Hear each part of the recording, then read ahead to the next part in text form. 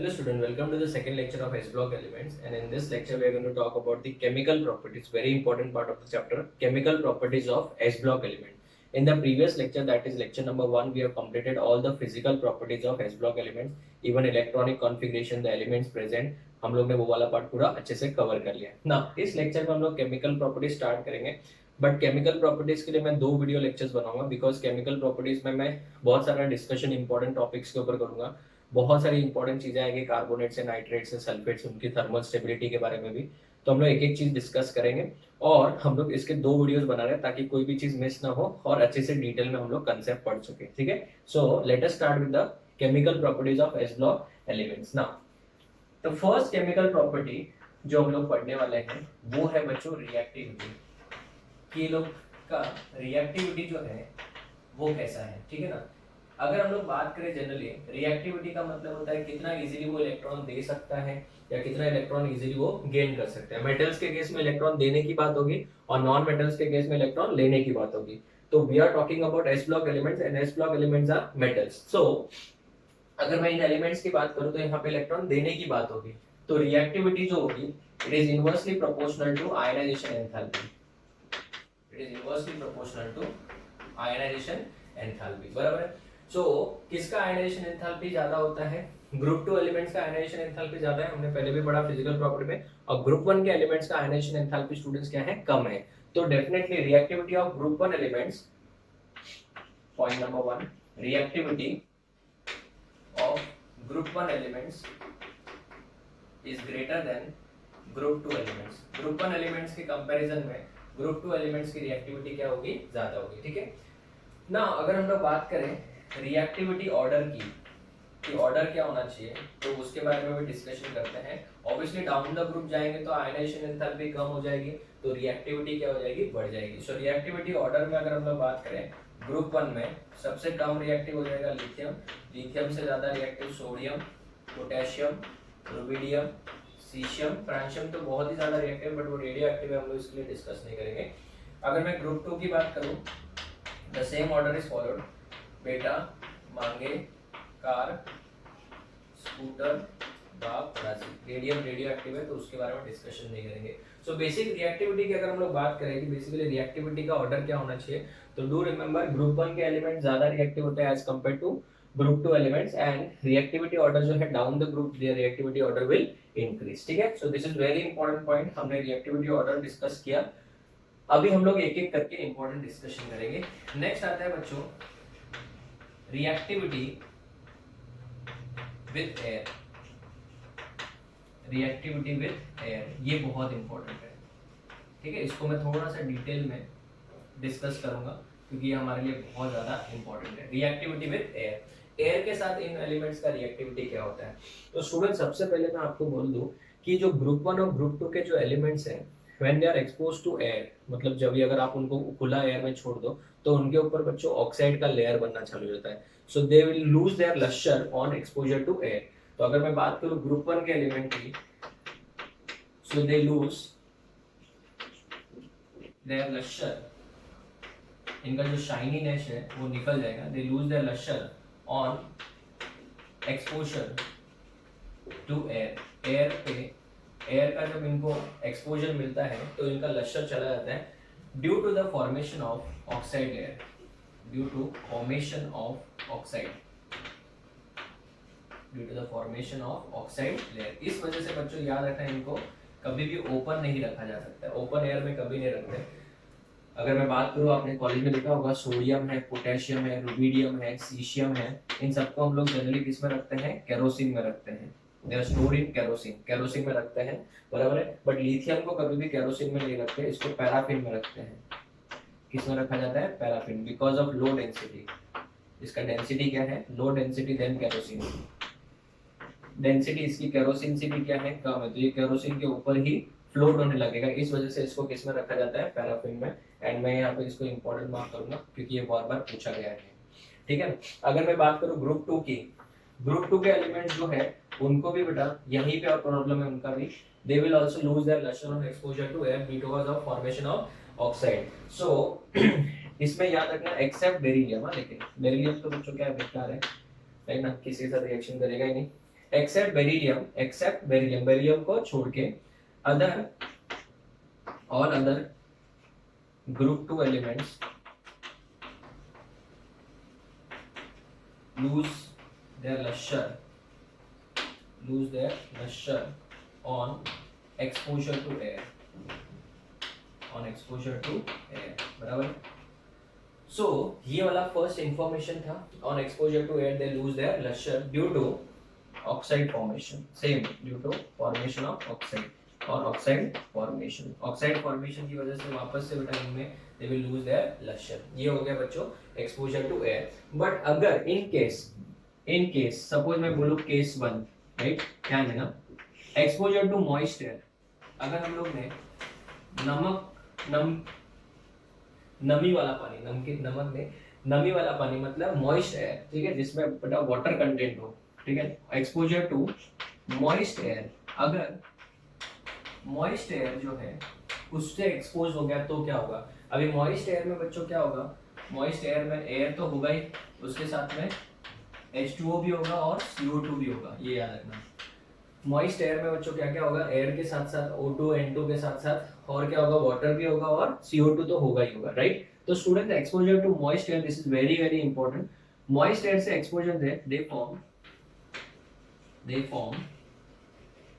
Carbonate, ये लोग अपना क्या बना देते हैं? कार्बोनेट। बट एक्सेप्ट बेकार कौन है? बेरिलियम। एक्सेप्ट बेरिलियम जो है वो कार्बोनेट नहीं बनेगा, बाकी सब जो है वो अपने कार्बोनेट्स बना देंगे।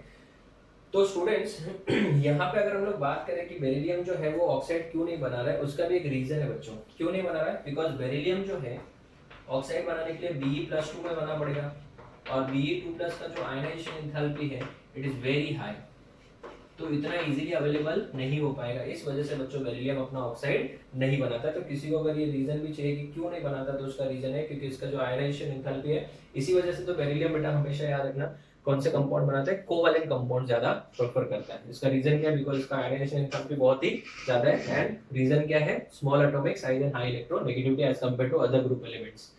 सो they form carbonate except what? Beryllium.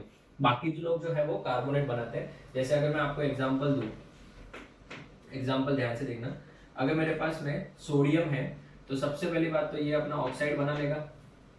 Sodium क्या बना लेगा? ऑक्साइड बना देगा। चलो इसको भी लिख के बता देता हूँ। सबसे पहले it comes in contact with air to form what? Sodium अपना ऑक्साइड बना लेगा। ऑक्साइड बना लिया। ऑक्साइड बनाने के बाद सपोज अगर मैं बात करूं, मॉइस्चर तो है ही है, तो वाटर के साथ रिएक्शन करके वो किस में कन्वर्ट हो जाएगा? NaOH में कन्वर्ट हो जाएगा। NaOH में कन्वर्ट हो जाएगा। और फिर ये जो NaOH बना है ये क्या है बच्चों? बेस है। और CO2 क्या है? एसिडिक ऑक्साइड है, नॉन मेटल ऑक्साइड है। So they will combine to form what? Na2CO3 plus साथ में वाटर। मैंने रिएक्शंस बैलेंस नहीं किया, आप लोग कर लेना। मेन इंपॉर्टेंट क्या है कि बन क्या रहा है? कार्बोनेट बन रहा है। बच्चों अगर मैं ये बात करूं ग्रुप 1 की बात करें, तो ग्रुप 1 का एक एग्जांपल हो गया। ग्रुप 2 की अगर हम लोग बात करें, ग्रुप 2 की ध्यान देना, कैल्शियम जब कंबाइंड होता है ऑक्सीजन के साथ तो it will form calcium oxide CO, फिर वाटर के साथ मिक्स होकर क्या बनाएगा? कैल्शियम हाइड्रोक्साइड बनाएगा। और ये जो कैल्शियम हाइड्रोक्साइड है, ये calcium hydroxide will combine with what? CO2। भले ये रिएक्शन स्लो है बट होगी जरूर। इस वजह से मॉइस्ट एयर में it will always form carbonate plus water, ठीक है ना। तो याद रखना एक्सपोजर टू मॉइस्ट एयर। अभी ड्राई एयर भी आने वाला है। ड्राई एयर मतलब उसमें सिर्फ N2 और O2 की बात करेंगे, बिकॉज 78 to 80% तो क्या है अपना नाइट्रोजन है, बाकी रिमेनिंग ऑक्सीजन है, बाकी सब गैसेस भी होते हैं बट बहुत ही कम क्वांटिटी में होगी। तो स्टूडेंट मॉइस्ट एयर में इंपॉर्टेंट है याद रखना, they always form carbonate except किसको छोड़ के? बेरिलियम को छोड़ के, ठीक है। तो एक बार हम लोग रिवाइज करें। रिएक्टिविटी ऑर्डर बच्चों डेफिनेटली ग्रुप 1 के एलिमेंट ज्यादा रिएक्टिव है एज कंपेयर टू ग्रुप 2। क्यों? क्योंकि उनका आयनाइजेशन एंथैल्पी कम है। रिएक्टिविटी ऑर्डर आपको पता चल गया होगा। अगर हम लोग बात करें रिएक्टिविटी विद एयर, तो on exposure to air they form oxide layer. तो उनका जो सरफेस है उसके ऊपर बच्चों क्या जाता है? They will lose their lustre. किसमें किसको स्टोर किया जाता है वो भी याद रखना। लिथियम को क्यों नहीं केरोसिन में स्टोर किया जाता है? बिकॉज वो केरोसिन से उसकी डेंसिटी कम है, तो वो उसके ऊपर ही तैरने लगता है। बेरिलियम को छोड़ के बाकी सब ऑक्साइड में कन्वर्ट हो जाते हैं। व्हाई? बेरिलियम का जो आयनाइजेशन एंथैल्पी वो बहुत ही ज्यादा है। उसके बाद में on exposure to moist air में जो है, मॉइस्ट एयर में they will always form carbonates. कैसे बनते हैं वो भी मैंने आपको डिटेल में समझा दिया। ये सब रिएक्शन लिखने की जरूरत नहीं, आपको खाली दिमाग में जरूर याद रखना है, ठीक है। तो स्टूडेंट्स अभी हम लोग इसमें केस 2 लेने वाले हैं, दैट इज रिएक्शन में और एक्सपोजर टू ड्राई एयर। अगर एयर में मॉइस्चर नहीं रहेगा, ड्राई एयर रहेगा, तब क्या बन सकता है वो भी हम लोग डिस्कस करेंगे। इसका फोटो लो, फिर हम लोग आगे बढ़ते हैं। Okay student, so let's start with case 2। Case 2 में एक्सपोजर टू ड्राई एयर पढ़ेंगे, एक्सपोजर टू ड्राई एयर, ठीक है ना। बेसिकली अगर हम लोग बात करें ड्राई एयर में, तो ड्राई एयर में बेसिकली होगा सिर्फ N2 और O2 होगा। इसके अलावा जनरली बाकी सबका क्वांटिटी बहुत ही कम होगा, बिकॉज एयर जनरली हम लोग बात करते हैं it is a mixture of different gases, but उसमें 78 to 80% तो सिर्फ कौन है, नाइट्रोजन है। रिमेनिंग हम लोग ऑक्सीजन गिनते हैं, उसके साथ में परसेंटेज ऑफ बाकी सब गैसेस बहुत ही कम होता है।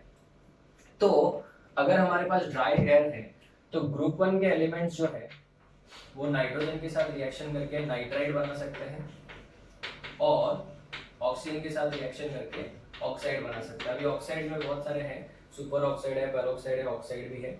मैं इन जनरल लिख रहा हूँ ऑक्साइड, राइट। बट याद रखिएगा very very important point, nitride जो है वो ग्रुप 1 में सिर्फ लिथियम ही बनाता है, ओनली लिथियम, राइट। लिथियम को छोड़ के बाकी कोई भी एलिमेंट स्टूडेंट्स अपना नाइट्राइड नहीं बनाता है ग्रुप 1 वाला।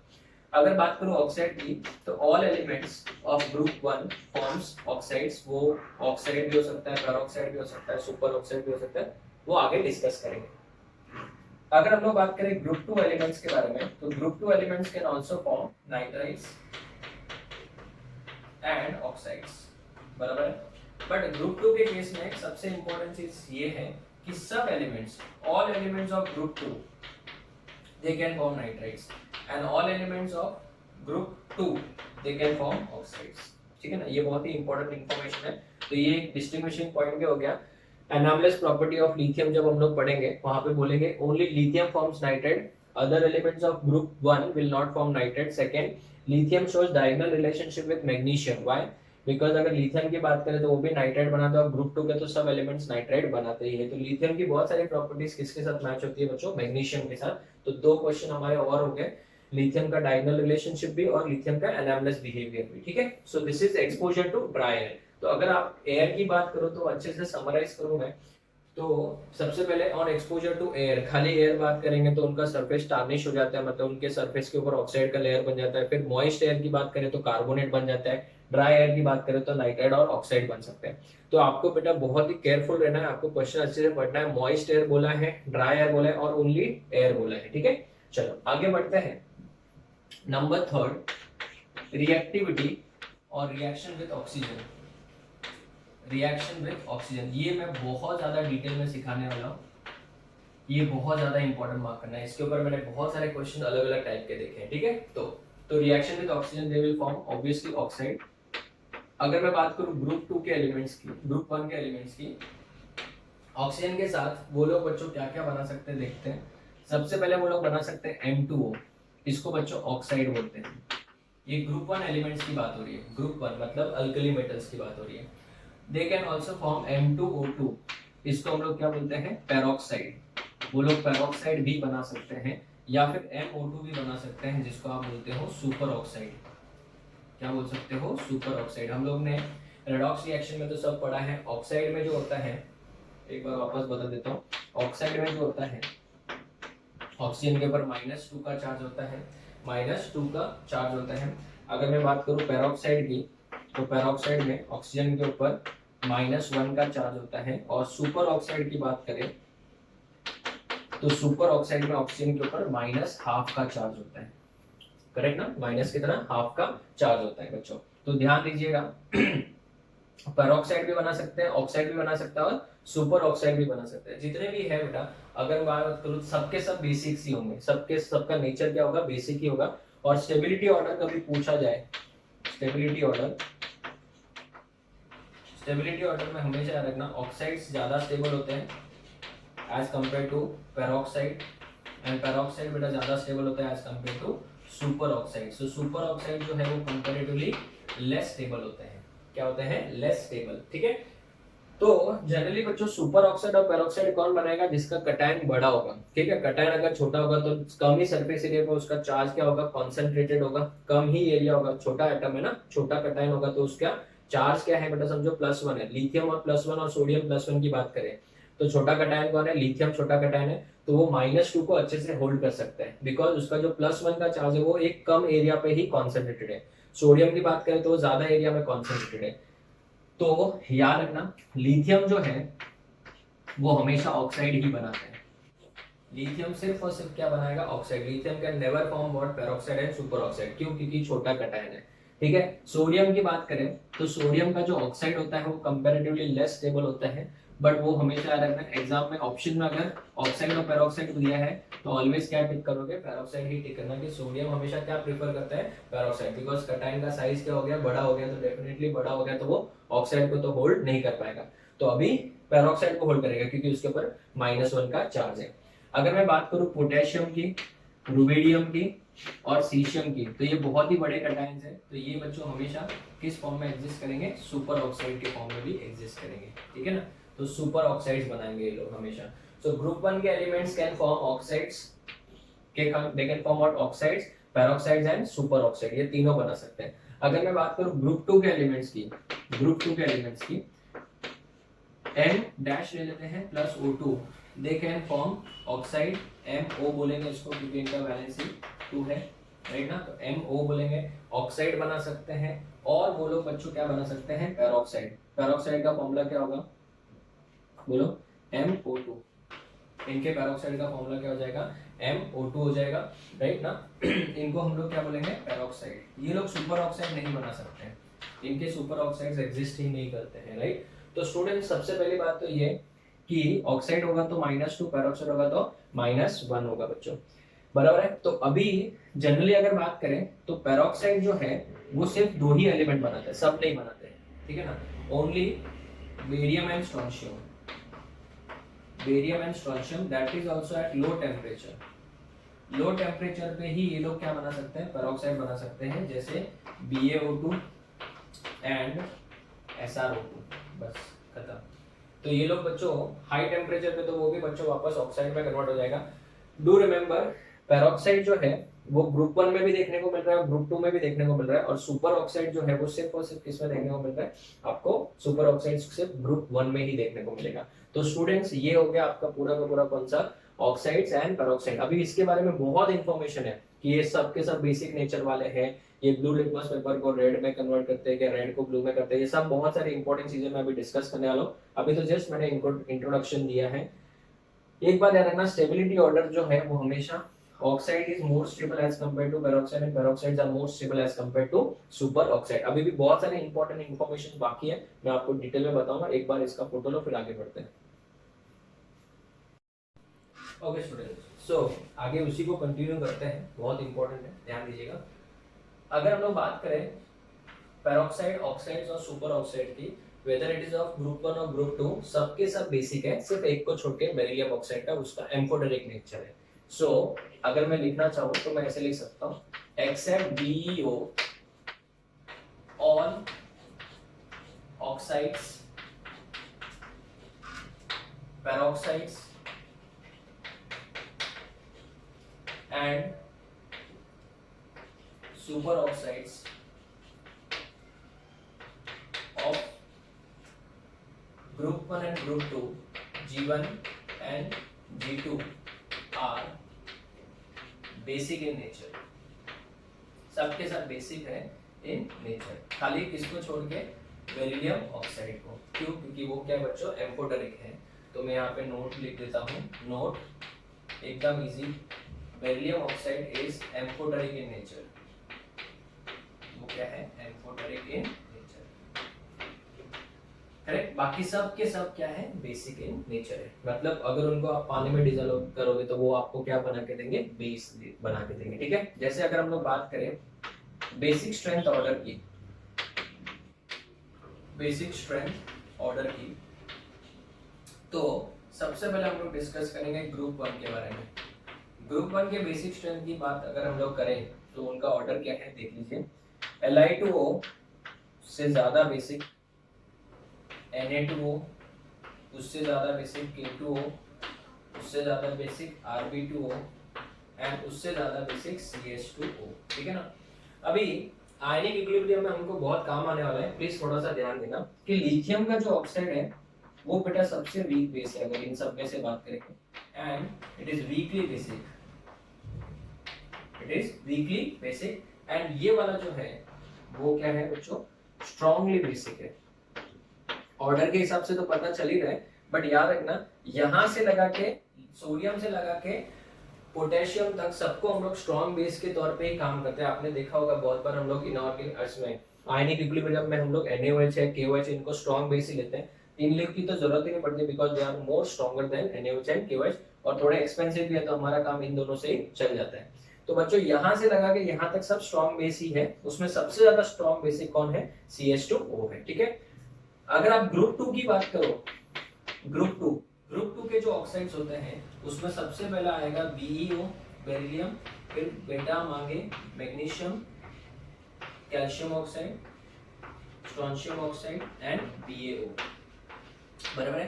तो स्टूडेंट्स ये वाला जो है वो तो बच्चों इसमें बेसिक नेचर है ही नहीं, इट इज एम्फोटेरिक, वो तो बच्चों एम्फोटेरिक ही है, राइट। अगर हम लोग MgO की बात करें तो it is weekly basic, it is weekly basic, ये थोड़ा वीक है, वीकली बेसिक है, बराबर है। इसके बाद में ये जो दोनों हैं इनको हम लोग मॉडरेट मानते हैं, बहुत सारे बुक्स में स्ट्रॉन्ग बेस भी दिया है वो भी चलेगा, बट हम लोग आयनिक इक्विलिब्रियम में इनको मॉडरेटली बेसिक ही मान के चलेंगे, राइट। और ये है आपका स्ट्रॉन्ग बेस, जैसे ऊपर लिखा है ना वैसे स्ट्रॉन्ग बेस के तौर पे हम लोग इसको भी यूज करेंगे, ठीक है ना। अभी इनको बेसिक क्यों बोले, इनके ऑक्साइड्स को बेसिक क्यों बोला गया, इसका रीजन देखो। रीजन ये है कि अगर मैं इनके ऑक्साइड्स को पानी में डिसॉल्व करूं, किसमें डिसॉल्व करूं, पानी में, so on dissolving in water, on dissolving in water, पानी में डिसॉल्व करेंगे तो ये लोग क्या देंगे, जैसे कि अगर हम लोग बात करें ग्रुप 1 का कोई भी एलिमेंट ले लेते हैं, उसका ऑक्साइड Na2O लेते हैं, इसको जैसे ही आप पानी में डालोगे HOH तो it will give you 2 moles of NaOH, और NaOH सबको पता है बच्चों क्या है, बेस है, तो ये आपको क्या देगा, on the spot it will give hydroxide. So on dissolving in water it gives hydroxide, ये आपको हाइड्रोक्साइड बना के देगा, ठीक है ना, ये आपको हाइड्रोक्साइड बना के देगा ना। अगर हम लोग बात करें ग्रुप 2 के कोई भी एलिमेंट की तो BaO ले लेते हैं, वाटर के साथ रिएक्शन करके it will form BaOH twice, और BaOH ट्वाइस भी बच्चों एक स्ट्रॉन्ग बेस ही है, so it will also gives what, hydroxide. तो इस वजह से इनको बेसिक बोलते हैं। हाँ, अगर कभी पूछ ले कि जो ऑक्साइड्स होते हैं, ऑक्साइड जो है दे टर्न्स ब्लू लिटमस पेपर की red, yes red litmus paper to blue, red litmus को किस में कन्वर्ट कर देंगे, ब्लू लिटमस में कन्वर्ट कर देंगे, because they are basic in nature. Acid होता तो ब्लू से रेड करता, ये क्या है, बेसिक है, इसके लिए हम हमेशा क्या करेंगे, बेसिक क्या करेंगे बच्चों, रेड को किस में कन्वर्ट करेंगे, ब्लू में। बट एक important entrance point of view याद रखना, नोट याद रखना बेटा, बहुत ज्यादा इंपॉर्टेंट है। नोट ये है कि पेरोक्साइड जो होते हैं and super oxides, peroxide and जो सुपर ऑक्साइड होते हैं they will turn red litmus paper to blue and then colourless, उसको फिर कलरलेस में कन्वर्ट कर देंगे। ऐसा क्यों कलरलेस हो जाता है, उसका रीजन बहुत इंपॉर्टेंट है, it's a very very important note बच्चों, बहुत ज्यादा इंपॉर्टेंट है, ध्यान देना। क्यों कलरलेस, बिकॉज अगर हम लोग बात करें पेरोक्साइड की बात कर लेते चलो एक एग्जांपल के तौर पे, तो पेरोक्साइड बच्चों ब्रेक होकर सबसे पहले क्या बनाएगा, Na2O प्लस नेसेंट ऑक्सीजन बनाएगा, और ये नेसेंट ऑक्सीजन जो है ये तो आपका बेसिक हो गया, बराबर है, ये तो बेसिक है, पानी में डिसॉल्व होकर NaOH बना देगा, ये जो मैंने ऊपर लिखा वही। और ये जो है नेसेंट ऑक्सीजन है, तो नेसेंट ऑक्सीजन जो है, नेसेंट ऑक्सीजन क्या करेगा बच्चों, ब्लीचिंग एक्शन करेगा। यहाँ पे कौन सा एक्शन हो जाएगा, bleaching action. So due to the bleaching action it will lose its colour, और आपको पहले मैंने बताया था ऑक्सीजन की वजह से अगर ब्लीचिंग एक्शन है तो वो कौन सा है, परमानेंट है कि टेम्पररी है, परमानेंट है बच्चों। तो याद रखना पेरोक्साइड एंड सुपर ऑक्साइड जो है वो अपने ब्लू लिटमस पेपर को रेड लिटमस पेपर को डायरेक्टली कलरलेस में कन्वर्ट करेंगे, क्योंकि वो तो ट्रांजिशन थ्रू है क्या है ब्लू। तो यहाँ पे ब्लू टू रेड परफेक्ट, यहाँ पे रेड टू ब्लू परफेक्ट दिखने को मिलेगा, बट वो वहाँ पे किसमें कन्वर्ट हो जाएगा, कलरलेस में। क्यों कलरलेस में? Because of bleaching action of peroxide and super oxide. Peroxide and super oxide they are good oxygen rich agents. बेटा इनको आप ऑक्सीजन रिच एजेंट्स के तौर पे भी ले सकते हो। कैसे, मैं आपको बताता हूँ, ध्यान देना। जो कन्फाइंड एरियाज होते हैं, very very important, confined areas. Confined areas जैसे मतलब क्या, एक समझो बहुत टाइम से बंद रूम है, क्लोज रूम है जहाँ पे वेंटिलेशन नहीं हो रहा है, या फिर अगर हम लोग बात करें सबमरीन की बात करें, पनडुब्बी बोलते हैं, या फिर स्पेसशिप की बात करें, स्पेसशिप, बराबर ना, इनकी बात करें तो बच्चों ये कन्फाइंड एरिया होता है। क्लोज रूम में अगर समझो आपके यहाँ पे कोई, समझो आप घर गए, पुराने गाँव गए, आप वहाँ पे बहुत टाइम से एक रूम बंद है जहाँ पे वेंटिलेशन भी नहीं है, तो वहाँ पे जाके आपको थोड़ा सफोकेशन फील होगा। सबमरीन्स की बात करें तो वो तो बच्चों बहुत डीप इनसाइड द वाटर रहते हैं, और सब स्पेसशिप में तो डेफिनेटली, और स्पेस शटल के अंदर तो वहाँ पे तो डेफिनेटली वहाँ पे ऊपर तो बेटा पॉसिबल ही नहीं, एटमॉस्फेयर ही नहीं है। तो ये कन्फाइंड एरियाज है। कन्फाइंड एरिया में बेटा एयर को प्यूरिफाई करेंगे। To purify air we can use what, peroxides. कैसे सर, बताओ जरा। एक बहुत ही इंपॉर्टेंट एग्जांपल बता रहा हूँ, प्लीज ध्यान से सुनो, बहुत ज्यादा इंपॉर्टेंट है। अगर हम लोग ऐसे एरिया में बात करें या फिर ऐसी जगह पे हम लोग रह रहे हैं, तो वहां पे CO2 का कॉन्सेंट्रेशन बढ़ते जाएगा, तो वो KO2, इसको क्या बोलेंगे बच्चों, सुपर ऑक्साइड। ये KO2 क्या करेगा बच्चों, इस CO2 को एब्जॉर्ब कर लेगा और बना देगा K2CO3। क्या बना देगा, K2CO3, and it will evolve O2 gas. चाहो तो आप इसको 2 से मल्टीप्लाई कर सकते हो, या फिर अगर समझो आपने यूज किया Na2O2, वो CO2 के साथ, क्यों ये हो रहा है रिएक्शन, क्योंकि ये क्या है, एसिडिक ऑक्साइड है, और ये क्या है, बेसिक है। तो ये क्या है बच्चों, पेरोक्साइड है, राइट। तो पेरोक्साइड है, वो भी बेसिक है, मैंने पहले लिखा था, all peroxide super oxides are dash in nature, basic in nature. तो इसके अंदर भी जब CO2 कंबाइन होगा, करेक्ट, क्या कंबाइन होगा, CO2, तो पेरोक्साइड बच्चों इनके साथ कंबाइन होकर क्या बना देगा, Na2CO3, प्लस यहाँ पे भी बच्चों कौन सा गैस निकलेगा, O2 गैस, ठीक है ना। तो यहाँ पे भी O2 गैस इवॉल्व हो जाएगा। तो ये बहुत ज्यादा इंपॉर्टेंट है, बहुत ज्यादा इंपॉर्टेंट है। ये CO2 गैस को क्या कर लेंगे बच्चों, एब्जॉर्ब कर लेंगे, और एब्जॉर्ब करने से CO2 गैस का कंटेंट कम हो जाएगा, और CO2 गैस का कंटेंट कम हो जाएगा तो वहाँ का एयर क्या हो जाएगा, प्यूरिफाई हो जाएगा। This is very very important, ठीक है ना।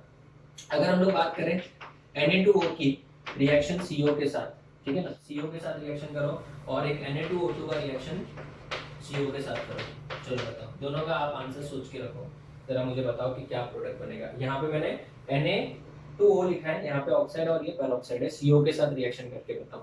तो बच्चों मैंने आपको, चलो पहले आप लोग ट्राई कर लो, कर लिया। चलो मैंने आपको एक टाइम में बताया था बच्चों कि CO जो है, CONO है, N2O है, ये क्या है बच्चों, न्यूट्रल ऑक्साइड्स है, न्यूट्रल ऑक्साइड्स है बच्चों। और ये क्या है, एसिडिक है कि बेसिक है, बेसिक है। तो इसके साथ इसकी तो कोई रिएक्शन होने वाली नहीं है, इसके साथ इसकी रिएक्शन नहीं होने वाली है, तो हम लोग क्या लिखेंगे, नो रिएक्शन।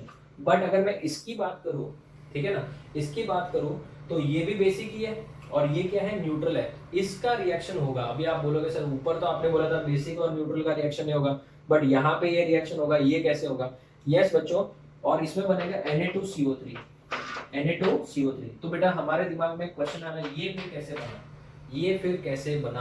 तो बेटा इसका मैं आपको रीजन बताता हूँ नेक्स्ट बोर्ड पे, but this is a very very important reaction. आपने देखा होगा सिर्फ अभी तक हमारा ऑक्सीजन के साथ ही रिएक्शन चल रहा है, बिकॉज ऑक्सीजन के साथ में बहुत सारा इंफॉर्मेशन, इंपॉर्टेंट इंफॉर्मेशन है। ये वाला तो मैंने बहुत बार देखा है कि जो सबमरीन्स होते हैं, स्पेस शटल्स होते हैं, उसके अंदर एयर को प्यूरिफाई करने के लिए भी ये यूज होता है। This is used to purify what, air. This is very very important. कैसे, वो भी ये करके बता दिया मैंने। अभी इसका मैं मैकेनिज्म समझाता हूँ कि पेरोक्साइड का रिएक्शन तो CO के साथ हो रहा है, बट ऑक्साइड का रिएक्शन क्यों नहीं हो रहा है, उसका रीजन मैं अभी आपको नेक्स्ट बोर्ड पे मैकेनिज्म के साथ समझाऊंगा। थोड़ी और इंपॉर्टेंट चीजें इसके बारे में अभी भी बाकी है, वो भी हम लोग डिस्कस करेंगे। तो पहले इसका फोटो लो, फिर आगे बढ़ते हैं।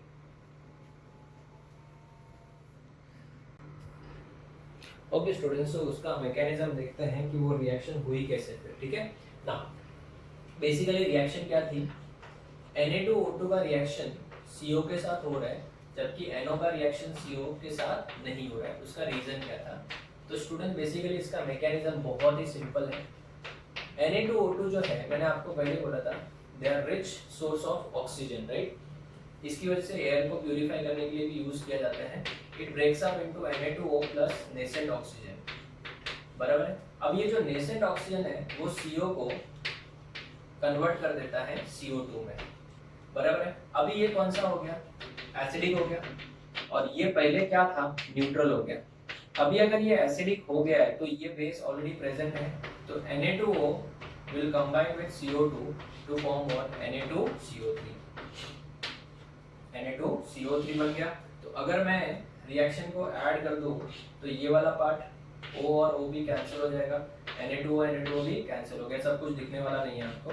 तो Na2O2 plus CO gives what, Na2CO3। तो एक छोटा सा प्यारा सा मैकेनिज्म हो गया इसका, बराबर है। चलो आगे बढ़ते हैं, इंपॉर्टेंट नोट के बारे में ध्यान देना। जो भी ऑक्साइड्स होंगे, ठीक है ना, ऑक्साइड्स की अगर बात करें तो बच्चों इनके पास में लोन पेयर ऑफ इलेक्ट्रॉन नहीं रहेंगे, तो they are going to be diamagnetic,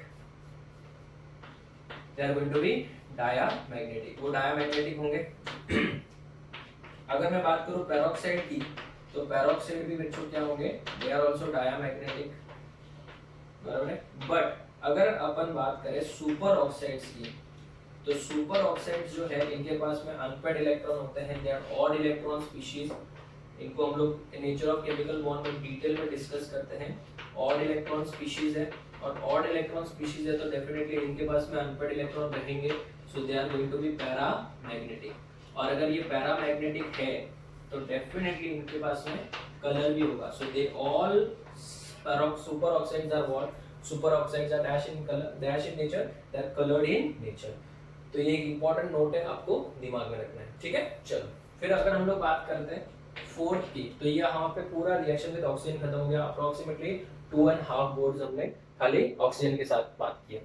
now अगर हम लोग बात करें रिएक्शन विद नाइट्रोजन, नाइट्रोजन के साथ बात करें, तो नाइट्रोजन बच्चों definitely they can form only nitrites. So अगर मैं बात करूं ग्रुप 1 में, only dash can form nitrites, only lithium, lithium forms nitrite, lithium के अलावा कोई नाइट्राइट नहीं बनाता है, ठीक है। तो अगर बच्चों लिथियम के नाइट्राइट की अगर हमको बात भी करनी है तो इसका फॉर्मूला क्या हो जाएगा, Li3n हो जाएगा, बिकॉज नाइट्राइट मतलब n-3 होता है ना, तो यहाँ पे 3 Li होना चाहिए, तो यहाँ पे 2 डालना पड़ेगा, तो यहाँ पे 6 हो जाएगा, और ये 2 नाइट्रोजन हो गया। तो this is lithium nitrite. Now अगर हम लोग नाइट्राइट्स का हाइड्रोलिसिस करें, ठीक है ना, नाइट्राइट्स जो होते हैं वो हाइड्रोलिसिस में हमेशा हमेशा याद रखना, दे will always give hydroxide in this case and ammonia gas. So lithium nitride लिख देता हूं स्टेटमेंट ही, क्योंकि एक ही एलिमेंट है। Lithium nitride on hydrolysis, on hydrolysis gives lithium hydroxide and NH3 gas. ये कैसे हो गया सर, वो बताओ जरा। अभी सिंपल है बच्चों, मैंने आपको हाइड्रोलिसिस का रूल बताया था।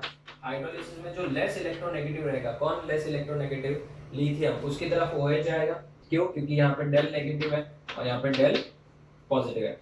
तो हाइड्रोलिसिस के दौरान लिथियम के साथ में OH जाएगा, बट 3 लिथियम है तो 3 LiOH होगा, तो यहाँ पे 3 वाटर भी लिखने पड़ेंगे। तो 3 हाइड्रोजन है तो 3 नाइट्रोजन के साथ कंबाइन होकर वो क्या बनेगा, NH3 गैस बनाएगा बच्चों। तो hydrolysis of nitrates will always give hydroxide and ammonia gas. अगर हम लोग बात करें ग्रुप 2 के एलिमेंट्स के बारे में, ग्रुप 2 के अंदर तो बच्चों सब के सब नाइट्रेट बनाते हैं। All elements of G2, all elements of group 2 forms nitrites, they will form nitrites of general formula.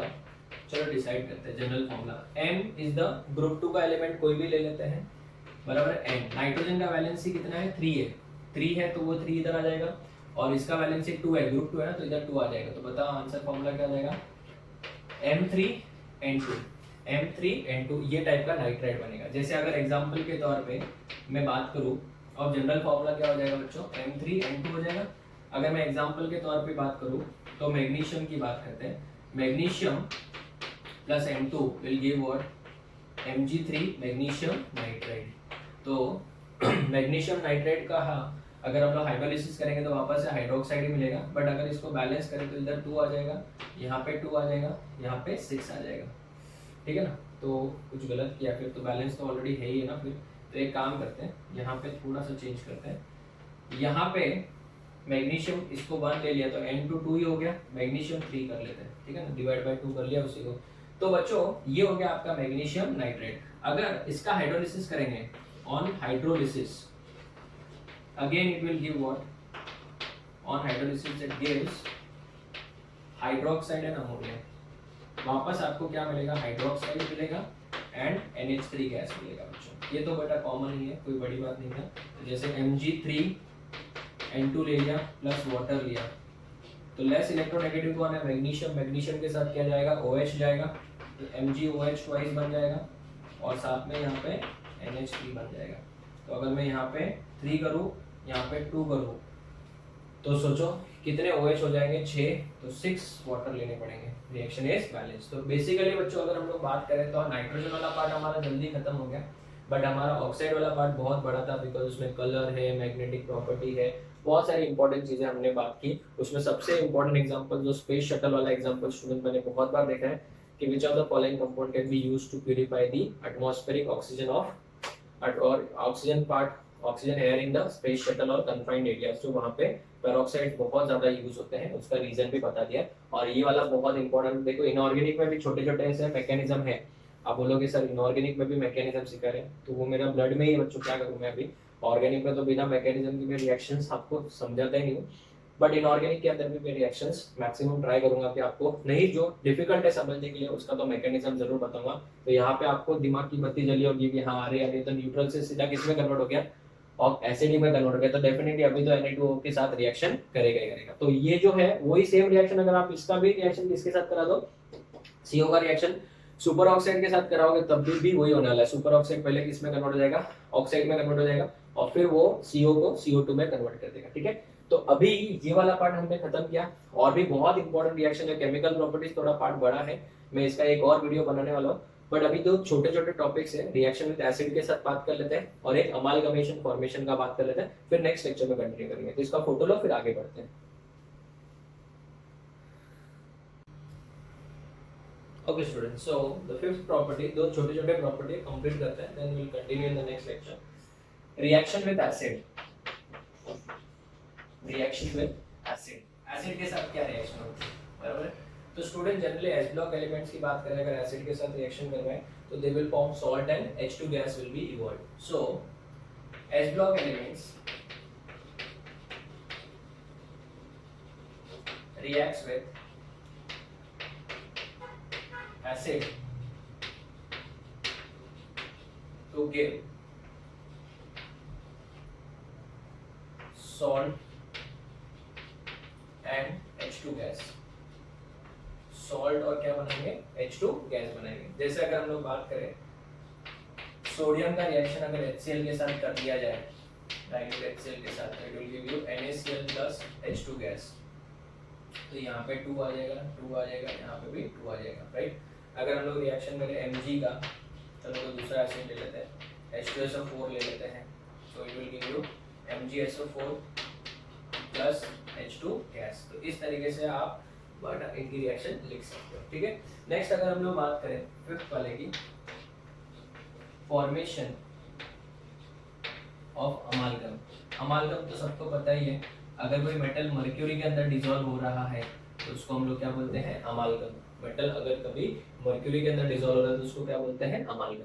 तो एस ब्लॉक एलिमेंट जो है जनरली मर्क्यूरी के अंदर डिसॉल्व होते हैं, डिसॉल्व हो जाते हैं, उसी को बेटा हम लोग क्या बोलते हैं, अमालगम। सो S block elements form or dissolves in mercury and forms क्या, amalgam, forms क्या बच्चों, amalgam, ये forms amalgam, right। तो अगर हम लोग बात करें एग्जाम्पल के तौर पे Na plus Hg, as such अगर हम लोग बात करें तो ये क्या बनेगा, NaHg होगा, इसको हम लोग सोडियम अमालगम बोलेंगे, sodium अमालगम। It's a good reducing agent, आगे हम लोग ऑर्गेनिक में पढ़ते हैं ये सोडियम अमालगम। अगर मैं जिंक की भी बात करूँ तो ये तो अभी डेफिनेटली एस ब्लॉक एलिमेंट नहीं है, बट मैं ऐसे एग्जांपल दे रहा हूँ जो आपने क्लीमेंस रिडक्शन में हमने यूज़ किया है, इसका नाम क्या है, जिंक अमालगम, बराबर है।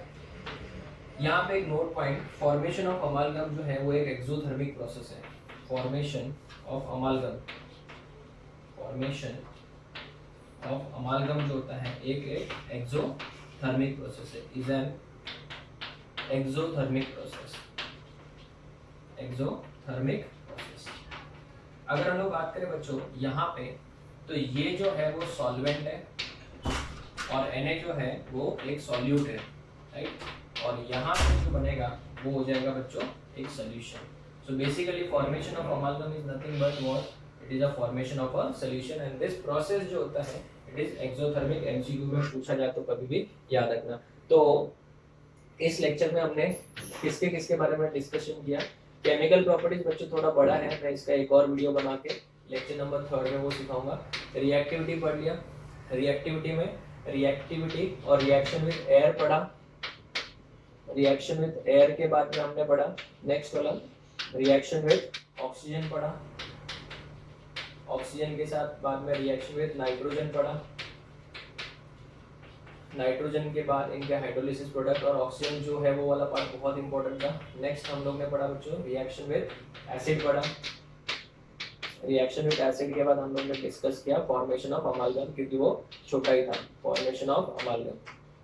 अभी हमारे लिए जो बहुत इंपॉर्टेंट टॉपिक बच गए, रिएक्शन विद हाइड्रोजन बचा है, रिएक्शन विद हेलोजन बचा है, रिएक्शन विद वाटर जो बहुत इंपॉर्टेंट है वो बचा है। उसके अगर सोल्यूबिलिटी इन लिक्विड अमोनिया वो तो बहुत ही ज्यादा इंपॉर्टेंट है, वो भी हम लोग डिस्कस करने वाले हैं। कार्बोनेट्स है, उनकी थर्मल स्टेबिलिटी, उनके हीटिंग प्रोडक्ट्स, सल्फेट्स है, नाइट्रेट्स है, उनकी भी स्टेबिलिटी एंड हीटिंग प्रोडक्ट्स के बारे में नेक्स्ट लेक्चर में पूरा हम लोग केमिकल प्रॉपर्टीज खत्म करेंगे।